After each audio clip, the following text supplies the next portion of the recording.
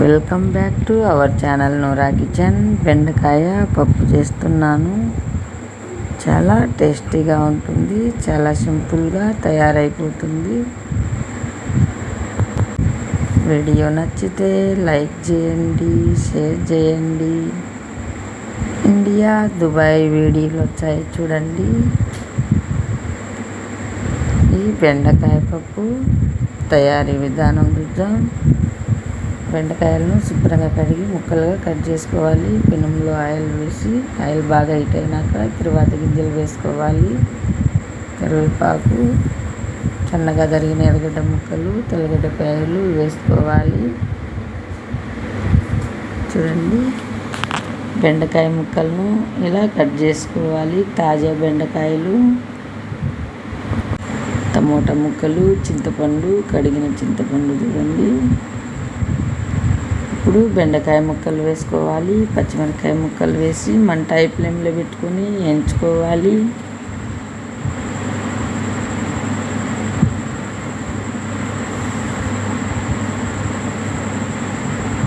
వేగాలి బాగా, కళ్ళు తిప్పుకుంటూ ఉండాలి. కల్లుప్పు వేసుకోవాలి రుచికి సరిపడా.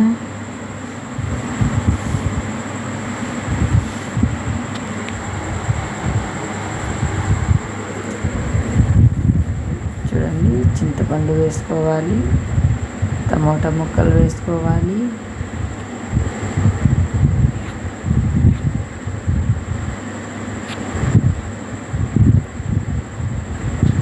ఇలా పచ్చి వాసన పోయేట్టుగా బాగా వేయించుకోవాలి.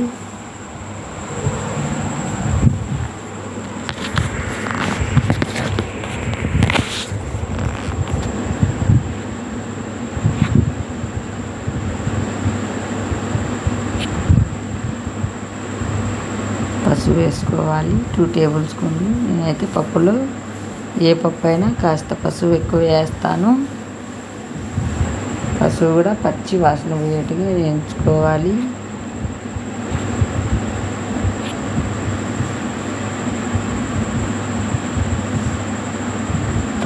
ఇలా కలిదిప్పుకుంటూ మంట హై ఫ్లేమ్లో పెట్టి వేయించుకోవాలి.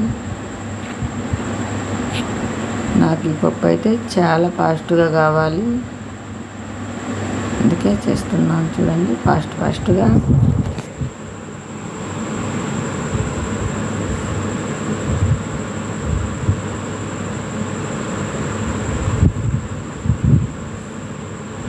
ఇలా కలిదిప్పుకోవాలి.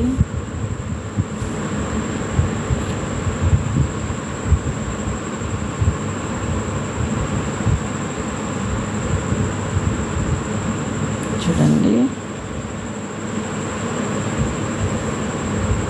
మంచి ఫ్లేవర్ వస్తుంది వేగుతుంటే.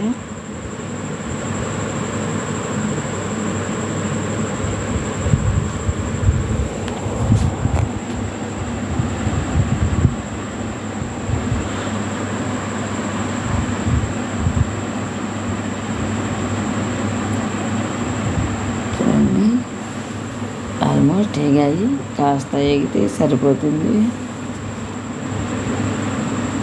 ఇలా వేయించుకోవాలి పచ్చి వాసన పోయేట్టుగా. చూడండి, చక్కగా వేగిపోయాయి.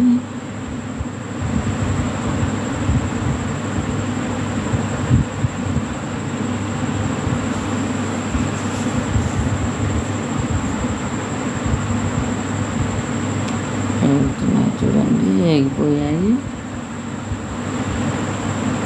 ఏ కూర అయినా కూడా ఇలా మంట హై ఫ్లేమ్లో పెట్టినప్పుడు ఇలా కలిదిప్పుకుంటూ వేయించుకోవాలి.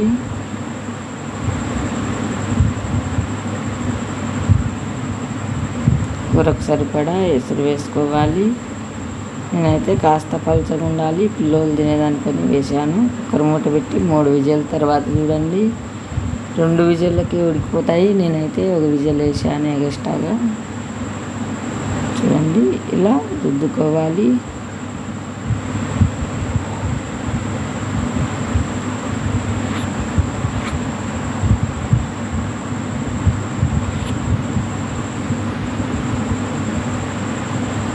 రుద్దుకుంటే సరిపోతుంది. పిల్లల కోసం నేనైతే కాస్త పలుచగా చేస్తాను. మట్టికాయ పప్పు అయినా, వంకాయ పప్పు అయినా, ఇలా బెండకాయ పప్పు అయినా. చూడండి ఇలా రుద్దుకోవాలి. నేనైతే కచ్చా పచ్చగానే రుద్దుతున్నాను. మీరు కూడా ఒకసారి ఇలా ట్రై చేయండి. చాలా సింపుల్గా తయారైపోతుంది. చాలా టేస్టీగా ఉంటుంది. రైస్ లేకైనా, రోటీ సంగటి లేకైనా చాలా బాగుంటుంది. వీడియో నచ్చితే లైక్ చేయండి, షేర్ చేయండి. ఇండియా, దుబాయ్ వీడియోలు వచ్చాయి చూడండి. ఈ వీడియో చూసేయండి.